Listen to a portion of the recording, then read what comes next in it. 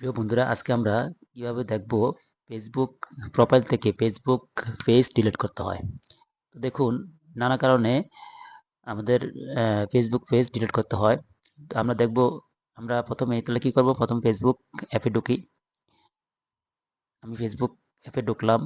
তো দেখুন, এটা হচ্ছে আমার ফেসবুক প্রোফাইল। এখন প্রোফাইলের আন্ডারই তো পেজ থাকে নাকি?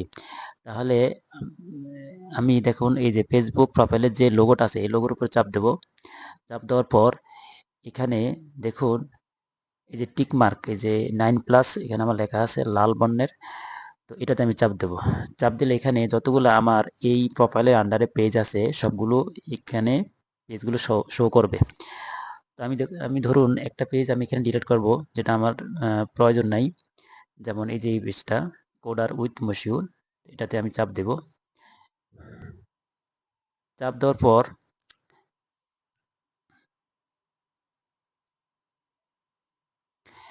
তারপর আবার এই পেজের যে লোগোটা আছে এখানে চাপ দেব। চাপ দেওয়ার পর এখানে উপরে দেখুন এই যে সেটিং অপশন আছে, সেটিং, তাহলে সেটিং এ চাপ দেব। সেটিং এ চাপ দেওয়ার পর স্ক্রল করে নিচের দিকে আসবেন। নিচের দিকে আসলে দেখুন এখানে একটি লেখা আছে অ্যাক্সেস এন্ড কন্ট্রোল। এই যে উপরে আছে অ্যাক্টিভিটি লগ, এর নিচে আছে অ্যাক্সেস এন্ড কন্ট্রোল। এটা অনেকের মোবাইলে এই জায়গা পাওয়া যায়, আবার অনেকের মোবাইলে অন্য জায়গা পাওয়া যায়, ঠিক আছে? তো যদি এই জায়গা না পান তাহলে আপনি এই যেখানে উপরে সার্চ বক্স আছে না, এখানে সার্চ বক্সে সার্চ দিলেই আপনি অ্যাক্সেস এন্ড কন্ট্রোল সার্চ দিলে আপনি পেয়ে যাবেন, ঠিক আছে? তো আমি এই জায়গায় আমি পেয়ে গেছি, তাহলে এই জায়গায় আমি চাপ দেবো, ঠিক আছে?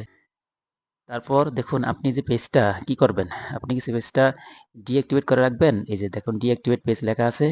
আপনি কি পেজটা আনপাবলিশ পেজ করে রাখবেন, নাকি মানে টেম্পোরারি বন্ধ থাকবে, পরবর্তীতে আবার সেটা আবার খোলা থাকবে আর কি?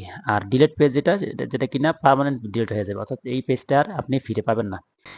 আমি এই পেজটা আর আনতে চাই না, পুরোপুরি ডিলিট করতে চাই। তাহলে এই ডিলিট পেজ অপশনে চাপ দিবেন, অর্থাৎ 3 নম্বর অপশনটা। তো দিলাম, দেওয়ার পর কন্টিনিউতে চাপ দিবেন, কন্টিনিউ বাটনে চাপ দিবেন। তাহলে এটাতে চাপ দিলাম। এখন ফেসবুক আপনার কাছে জানতে চাই আপনি কি কারণে পেজটা ডিলিট করবেন।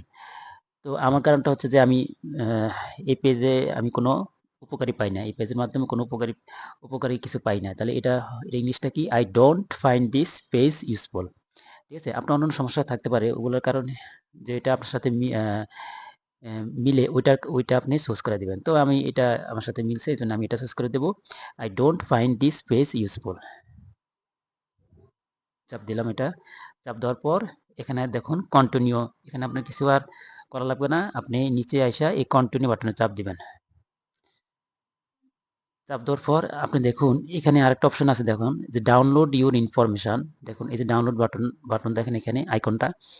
এখানে আপনারা যদি এই পেজে যদি কোনো ইম্পর্টেন্ট ফাইলস থাকে, যেমন ছবি, তারপর হচ্ছে ভিডিওস, তারপর হচ্ছে কোনো একটা পোস্ট যেটা কিনা ইম্পর্টেন্ট, তো সেগুলো আপনি ইচ্ছা করলে এই পেজ থেকে ডাউনলোড করে নিতে পারবেন, ঠিক আছে? তো আমার দরকার নাই, আমার এখানে কিছু প্রয়োজন নাই, ঠিক আছে? আমি কন্টিনিউতে চাপ দিব এখন।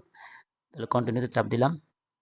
চাপ দেওয়ার পর এখানে এসে আপনার ফেসবুক প্রোফাইলে যে পাসওয়ার্ড, এই পাসওয়ার্ডটা আপনি এখানে দিবেন।